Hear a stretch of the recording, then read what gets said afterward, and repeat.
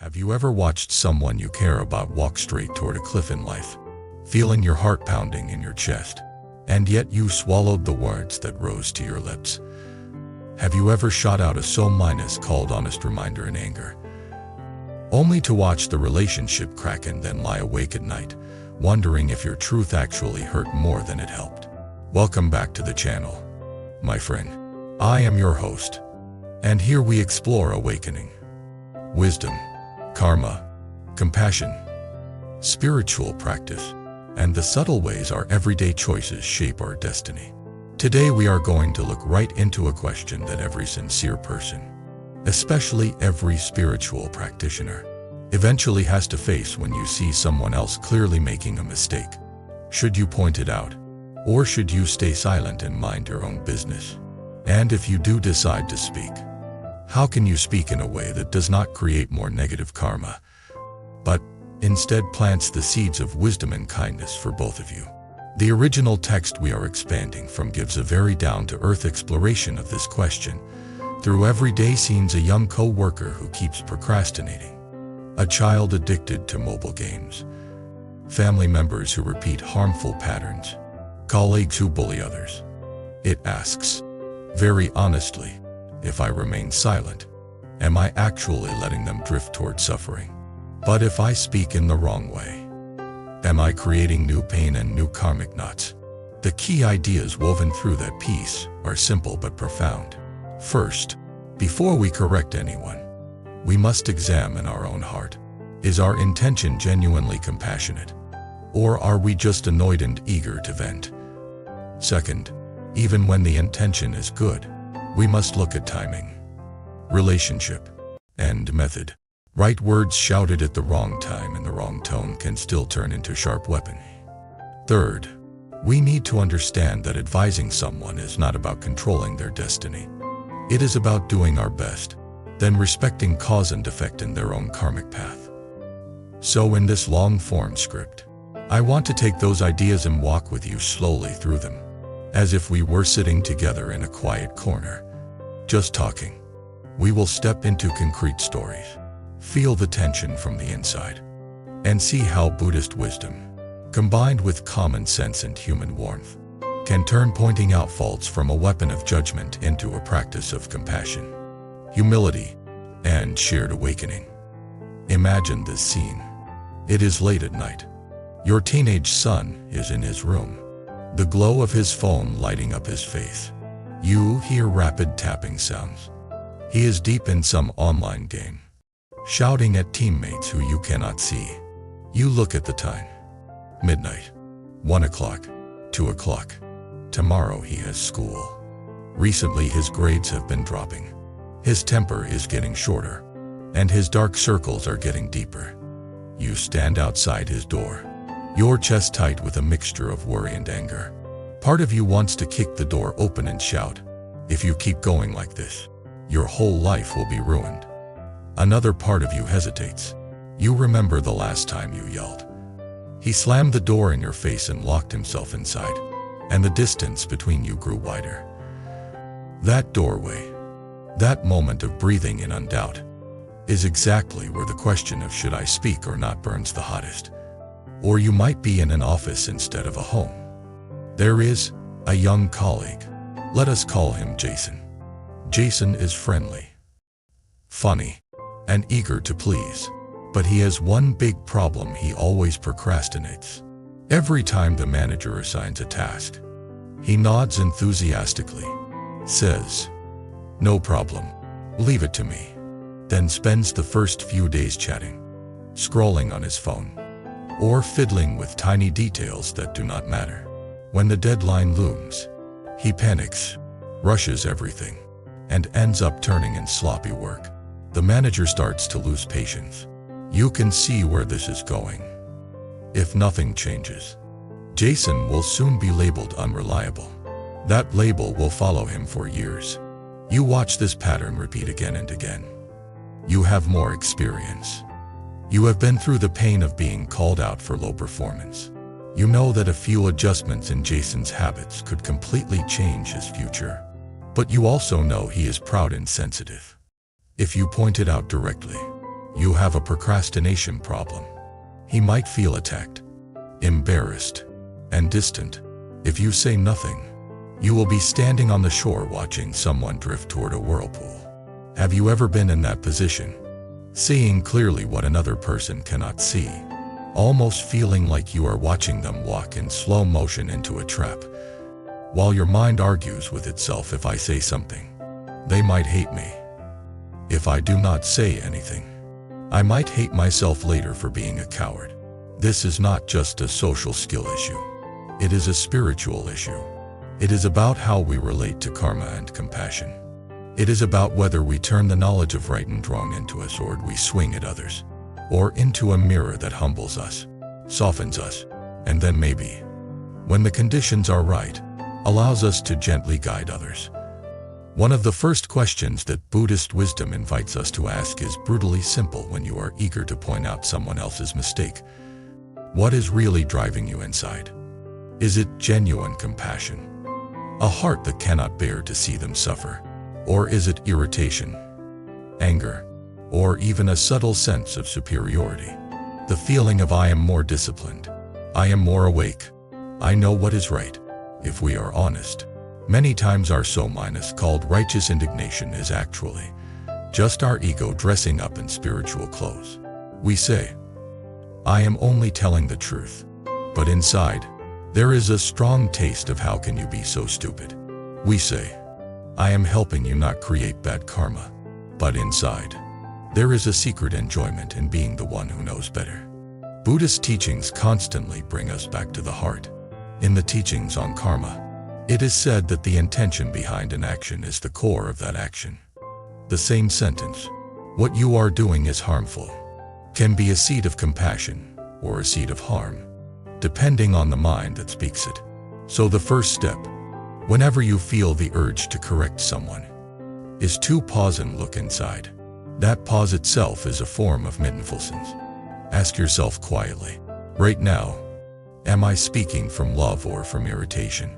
Am I trying to help? Or am I trying to win? Do I want this person to grow? Or do I simply want them to stop bothering me? If the honest answer is I am just angry and want to vent, then the most spiritual thing you can do in that moment is not to speak. That does not mean you will never speak about the issue. It means you first go and take care of your own fire. You might sit down and breathe, or take a walk, or write out your emotions, or chant a sutra verse, or simply let some time pass. You work with your own anger, your own attachment to being right.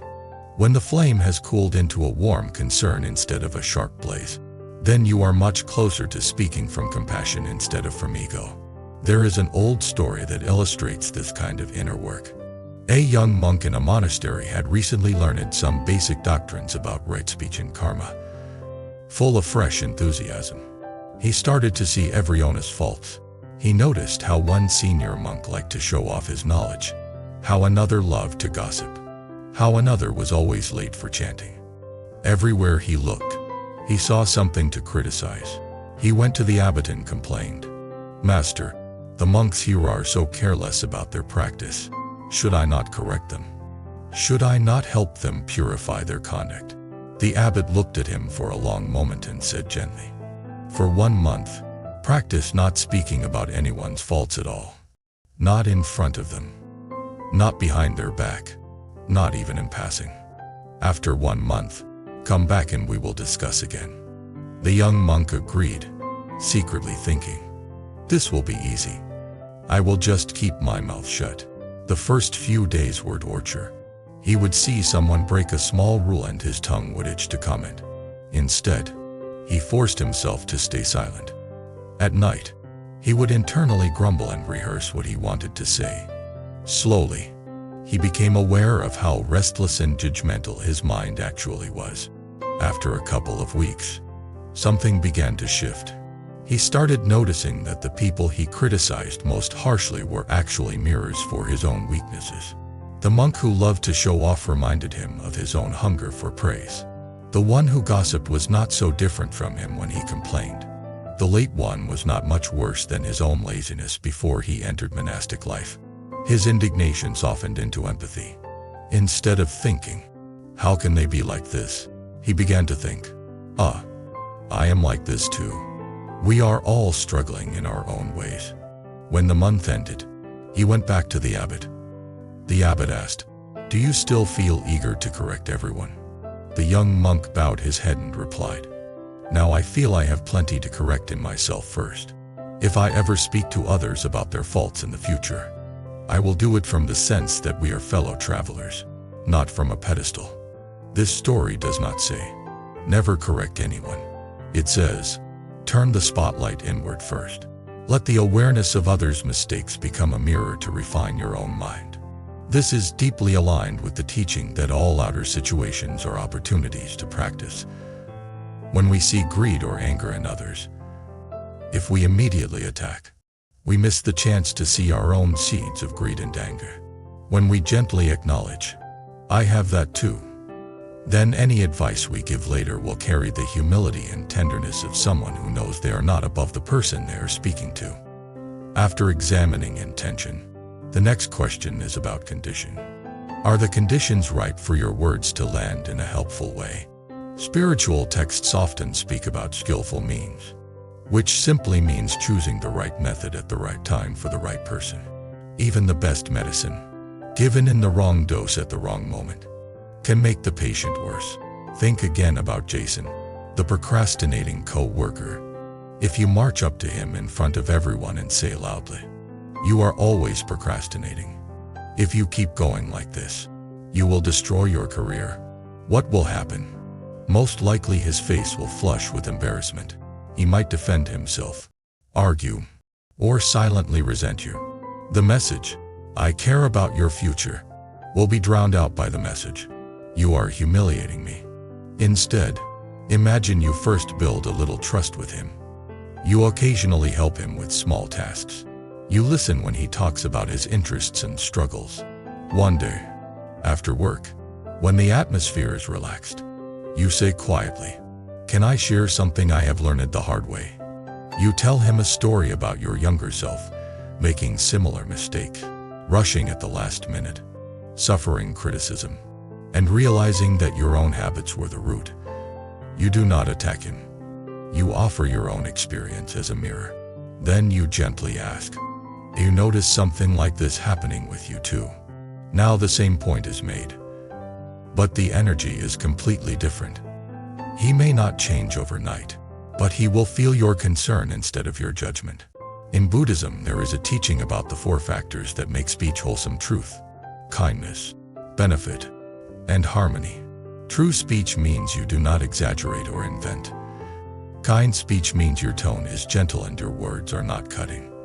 Beneficial speech means what you say is actually aimed at helping the other person, not satisfying your own irritation. Harmonious speech means you do not use someone's fault as a show in front of others, creating more division. When your intention is compassionate and your speech aligns with truth, kindness, benefit, and harmony, then even if your words sting a little at first, they carry a blessing rather than a curse. Now let us talk about the other extreme, using spiritual ideas as an excuse to never speak up at all. Maybe you have heard sayings like, "Do not look at others. Just cultivate yourself."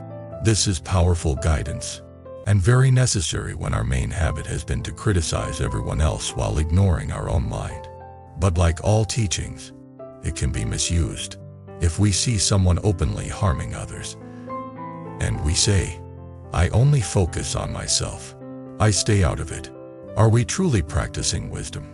Or are we avoiding discomfort and responsibility? Imagine you are in the office and you see a senior employee bullying a new hire. The senior one makes sarcastic remarks, excludes the new person from conversation, and spreads subtle gossip that undermines their reputation. You can see the newcomer shrinking, losing confidence day by day. You sense that if this continues, the new hire might quit or carry deep wounds. At the same time, you do not want to offend the senior person. They are influential. If you confront them, you might become their next target. If you hide behind the phrase, "I only cultivate myself, I do not look at others," and pretend you do not see anything, what are you really cultivating? It might actually be cowardice or indifference. In terms of karma, allowing harm to continue when you could have helped stop it can also plant painful seeds. This does not mean you must rush in like a hero and start a big fight. It does mean you consider, with wisdom and compassion, what you can realistically do. Maybe you privately check in with the newcomer, offering listening and support. Maybe you document specific incidents and bring them up calmly with a manager. Maybe, if you have enough influence and a stable relationship, you talk to the senior bully in a private setting, saying, "I noticed some things that concern me. Can we talk about how this might be affecting the new person?" You may not be able to fix everything. Each person has their own karma to live out. But if you have the capacity to act and you choose to do absolutely nothing, just to protect your own comfort, that is also a choice with karmic consequences. From the perspective of compassion, sometimes silence is golden, and sometimes silence becomes complicity. So how do we discern? When is it better to stay quiet and work on ourselves? And when is it a form of compassion to speak or intervene? A very simple guideline is this: if your silence will likely allow serious harm to continue, and you have some ability to reduce that harm, then leaning toward speaking up, in as wise and careful a way as possible, is often more aligned with compassion. If, on the other hand, speaking would mainly satisfy your irritation, and the situation is minor or the person really cannot receive your words yet, then restraint is wiser. Underlying this is another truth from Buddhist teachings: you cannot control other people's karma. You can only offer conditions. Many of us secretly believe, if I just explain clearly enough, if I just pour my heart out, the other person will surely change. When they do not, we feel crushed, angry, or hopeless. But think of your own life. How many times did someone give you excellent advice, but you were not ready to hear it? You nodded on the surface while thinking, "You do not understand me." Months or years later, after some painful experience, you remembered their words and finally understood. The advice became a seed that sprouted only when the rain and sunlight of experience had ripened your mind. In the same way, when you remind someone of their harmful habits, what you are really doing is planting or watering a seed. Whether it sprouts immediately, later, or not at all is not under your control. Recognizing this frees you from the heavy burden of trying to manage someone else's destiny. You do your best from a place of respect and kindness. Then you let go and trust cause and effect. Now let us make this more concrete with a long, detailed story, so you can feel these principles alive in a real-life situation. Imagine a woman named Hannah. She is in her late 30s, working in a mid-sized company. She is diligent, gentle, and has been practicing meditation and reading spiritual texts for a few years. She is not a saint, but she is trying to live with more awareness. One day, the company hires a new manager for her department, a man named Mark. At first, Mark seems charming and capable, but as the weeks pass, Hannah notices a disturbing pattern. When the team succeeds, Mark steps forward in meetings and talks as if he single-handedly drove the project. When something goes wrong, he quickly points at others, especially the quieter team members, including Hannah. In private conversation, he criticizes people harshly, calling them lazy or incompetent. But in front of them, he wears a smooth smile. He flirts a little too playfully with one of the junior women on the team, making her uncomfortable. Whenever someone tries to raise issues, he twists the conversation and makes them feel like they are overreacting. Hannah begins to feel a tightness in her chest every morning as she heads to work.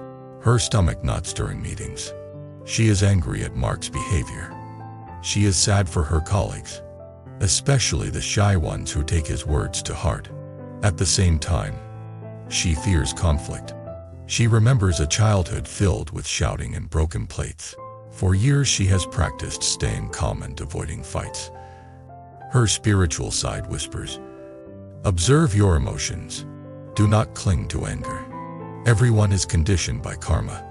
Another voice in her says, if you say nothing, you are helping this pattern continue. You are abandoning the vulnerable colleagues. One evening, she sits on her meditation cushion. But instead of calm, her mind is full of images of the office. She watches her breath. But the question keeps returning. Is it more compassionate to speak or to be silent? She remembers a teaching she once heard before acting. Examine your motive, your capacity, and the likely effects, and then accept that you cannot control the outcome.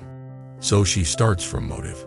She asks herself, do I want to speak because I thirst for revenge? Do I secretly want to see Mark punished?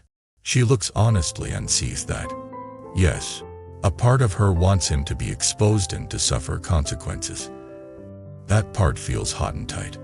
But she also notices another part at each sadness when she thinks of her colleague Mia, who recently started doubting her own competence after a series of subtle put-downs from Mark. Hannah sees that she sincerely does not want Mia to carry this wound for years. She also does not want Mark to keep planting heavy karmic seeds of manipulation and harm. A light of compassion flickers under the anger. She decides her work is to strengthen that light and reduce the fire. Over the next week, she increases her meditation time a little. She uses her practice not to escape the situation, but to digest her emotions. Every time anger arises, she feels it in her body, names it gently, and releases some of its energy through breathing. She repeats quietly to herself, may I act from clarity, not from hatred. May my speech be grounded in truth and kindness. This internal preparation slowly softens her, making her less reactive. Next, she considers her capacity. Is she in a position where her voice could have some impact? She is not a senior leader, but she is not a brand new hire either. She has been at the company for 8 years.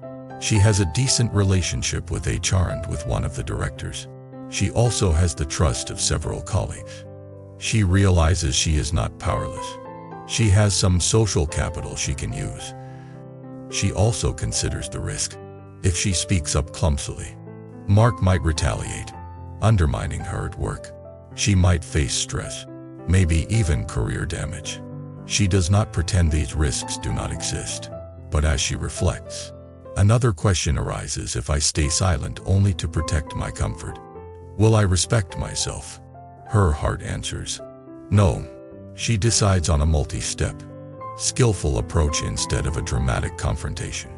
First, she reaches out to Mia and a couple of other colleagues privately, not to gossip, but to listen. She asks them how they feel about the recent team dynamics.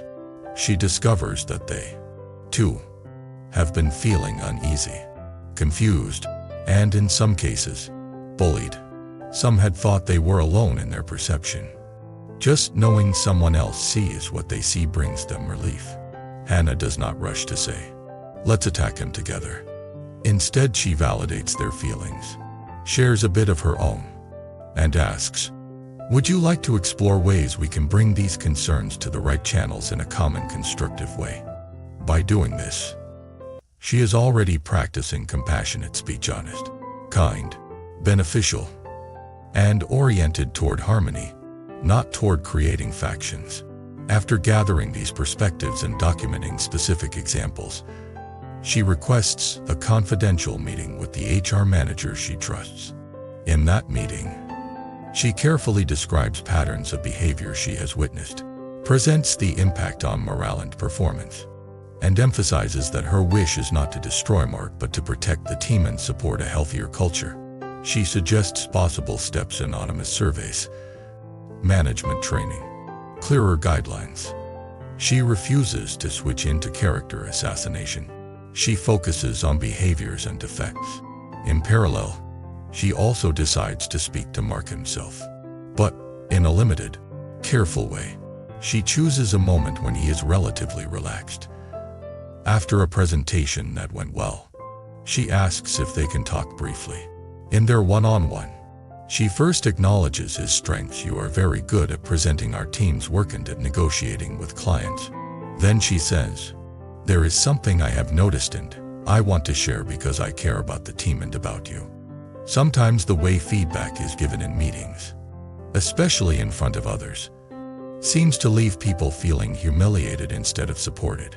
For example, last week with Mia, when you said she was totally lost in front of everyone, I saw her shut down.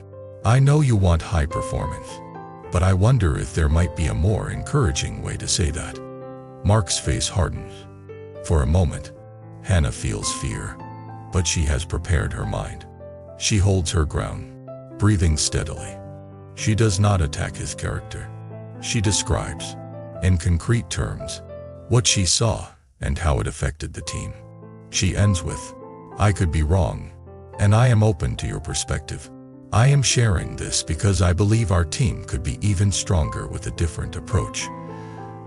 Mark does not transform instantly into a saint. He gets defensive, rationalizes, blames the pressure from upper management. Hannah listens, acknowledges the pressure, and calmly repeats that humiliation tends to produce less, not more, engagement. They do not reach perfect agreement, but a seed has been planted. In the following months, HR implements some new processes. The director starts paying closer attention to how meetings are run.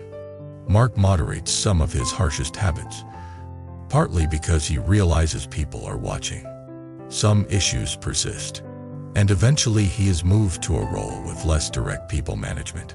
The transition is messy, but overall, the environment improves. As for Hannah, she does face some uneasy moments. At times, Mark subtly sidelines her, but internally she feels a deeper peace. She knows she did not stay frozen in fear. She did not lash out in hatred either. She walked a narrow but meaningful path between cowardice and aggression. Through this whole process, Hannah's spiritual practice deepened. Every step required her to examine her motives, steady her mind, refine her speech, and accept that she could not control the outcome. Whether we label her as right or wrong is less important than noticing how the situation became a training ground for her compassion and wisdom. You might not be in a corporate drama. Maybe your challenge is closer to home. Perhaps you have a parent who drinks excessively, spends money recklessly, or clings to grudges. You see them damaging their own health or relationships. You have tried to talk before and ended up in shouting matches. Over time, you have learned to just sigh and look away. Or you might be on the other side. Your partner constantly points out your flaws, saying, I am just being honest. I am helping you grow. But their words feel like knives. You have come to associate truth with criticism and spiritual advice with shaming. You might even have told yourself, if this is what awakening looks like, I do not want it. Both sides are missing something important: the spirit of tenderness. The Buddhist path emphasizes not only wisdom but also compassion. Wisdom sees clearly the patterns of cause and effect, how certain actions inevitably lead to certain results. Compassion feels the suffering inside those patterns and responds with gentleness, not with harshness. So when you see someone stuck in their habit, you can silently acknowledge, yes, this pattern will bring suffering if it continues. That is wisdom. Next, feel into your heart. Can you also sense the pain, fear, or confusion inside that person which drives the habit? That is compassion. If you combine both, any words you speak will come out differently.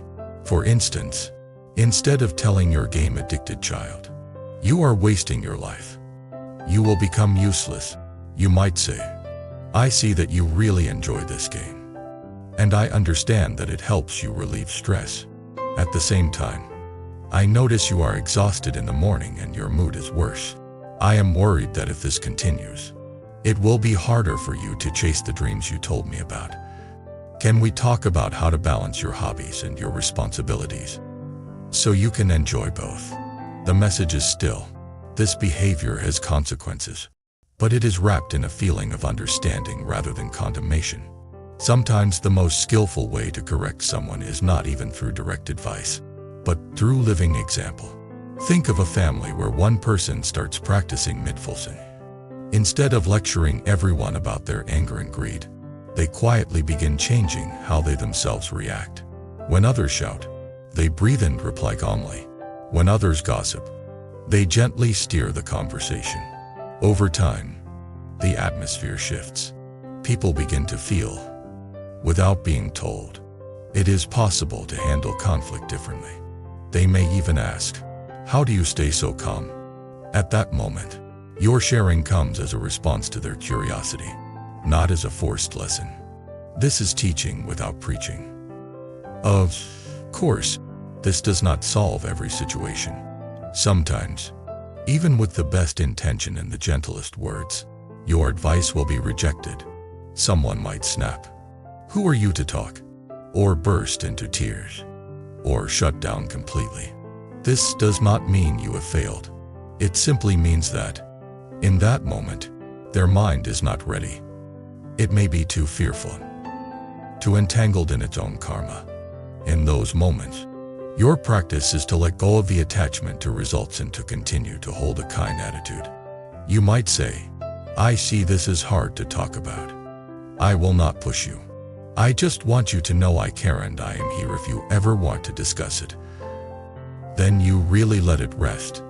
You resist the impulse to nag, to bring it up every day, to pressure them. You allow life itself to continue teaching them through experience. You maintain your own clarity and kindness, like a quiet lamp in the corner of the room, waiting for the moment they are ready to turn towards it. In this sense, every time you are tempted to correct someone, you are standing at a small crossroads in your own spiritual journey.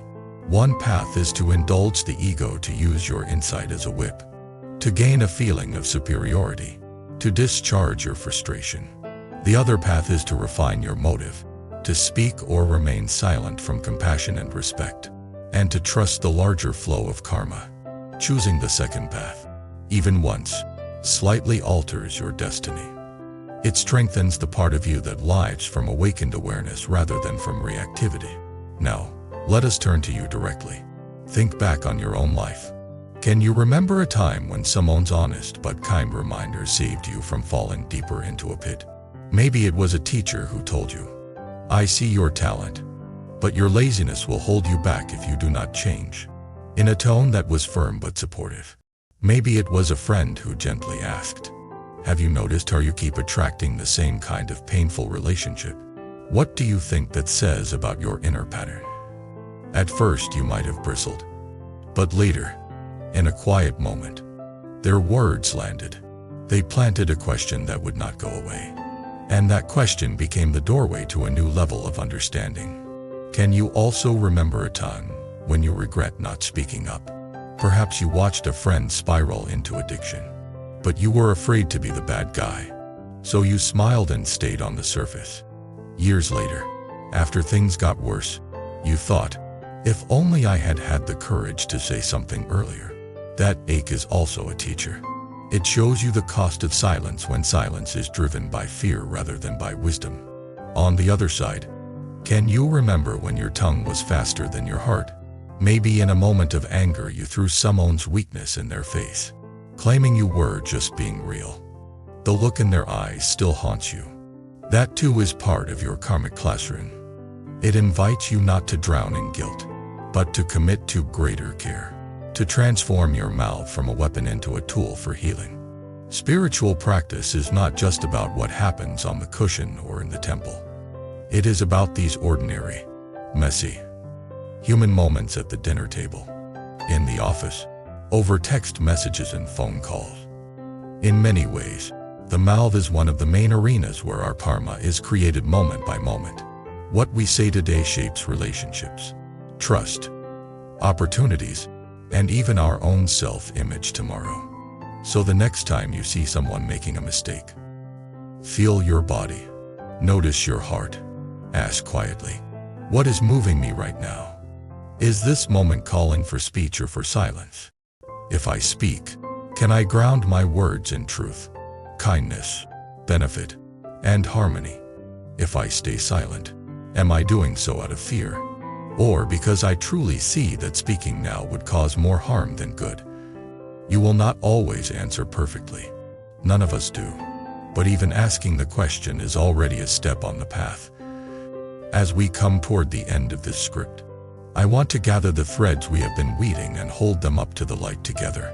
We began with that familiar tension, watching someone you care about repeat harmful patterns, feeling torn between a desire to help and a fear of damaging the relationship. We saw that Buddhist wisdom does not give a simplistic answer like always speak or never speak.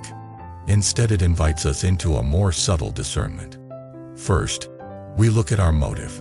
If our urge to correct is driven by anger, impatience, or pride, then even if our words are right, they easily turn into the kind of speech that harms both others and ourselves. Transforming that urge into genuine concern, into the wish for the other person's awakening and relief from suffering, is the foundation. Second, we consider conditions our relationship with the person, their emotional state, the seriousness of the situation, and our own capacity. Sometimes the kindest thing is to wait for a better moment, or to work on ourselves so that our presence becomes a quieter, long-term influence. Sometimes compassion calls us to step forward, even at some personal risk, to protect someone from serious harm, or to uphold justice in a situation where silence would be complicity. Third, we remember the nature of karma and free will. We are not the controllers of other people's lives. We can offer perspective, support, and warning, but we cannot walk the path for them. When we accept this, we are freed from the tight grip of "I must make you change." We can do our part and then bow to the mystery of how their seeds will ripen. Along the way, we saw examples: the parent outside the bedroom door, the senior colleague watching a younger one procrastinate, the employee facing a manipulative manager, the young monk learning to see his own faults reflected in those of others. We also turned the mirror on ourselves, remembering times when we were guided by someone's skillful honesty, and times we were wounded by harsh truth, as well as times we stayed silent and later regretted it. If you feel a sense of heaviness as you remember past mistakes in this area, please be gentle with yourself. Everyone who has ever tried to live consciously has stumbled here. Our speech is one of the last things to be purified, because it is so closely tied to our ego. Instead of sinking into regret, you can take those memories as fuel. Let them become reminders to be more mindful, more tender, more real in the present. And if this whole topic feels overwhelming, remember that you do not need to become a master communicator overnight. You can start with very small steps. Today, when you catch yourself about to make a sarcastic comment about someone's flaw, you can choose to breathe and either soften your words or keep them to yourself. Today, when you see a friend acting in a way that clearly hurts them, you can at least check in with them from a place of genuine care. How are you really doing? You can begin there. Each tiny action grows the habit of compassionate awareness. Before we close, I want to share one more perspective. In many spiritual traditions, there is the idea of the good friend, the person who helps you see what you cannot see and nudges you back onto the path when you stray. Sometimes that friend is gentle and sweet. Sometimes they are firm and direct. But always, their underlying intention is your awakening, not their ego. You have the chance to be that kind of friend for others, in your own imperfect way. You also have the chance to recognize and cherish those who play that role for you. When someone speaks a difficult truth to you with love, try not to push them away immediately. Even if it hurts at first, sit with it. Ask yourself, is there something in what they said that can help me grow? If the answer is yes, then their words are a gift, even if wrapped in discomfort. In the same way, when you are about to offer a hard truth to someone else, ask, can I be, in this moment, a good friend to their deeper self, not just to their ego? If you cannot yet, it is okay to wait, to keep practicing, to let your heart ripen a little more. Thank you for staying with me through this long exploration. I hope that somewhere in these reflections, a sentence or a story touched a chord in you. Maybe you are thinking of a specific person right now, someone whose mistakes you have been watching with a tangled heart. Maybe this conversation has given you a slightly clearer sense of how you want to approach them. Or perhaps, how you want to first approach your own inner landscape before you say anything at all. I would truly like to hear from you. Have you ever spoken up about someone's mistake and watched it turn into a disaster?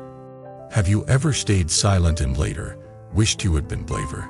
Have you ever received a piece of honest feedback that changed your life for the better? Share your stories and reflections in the comments.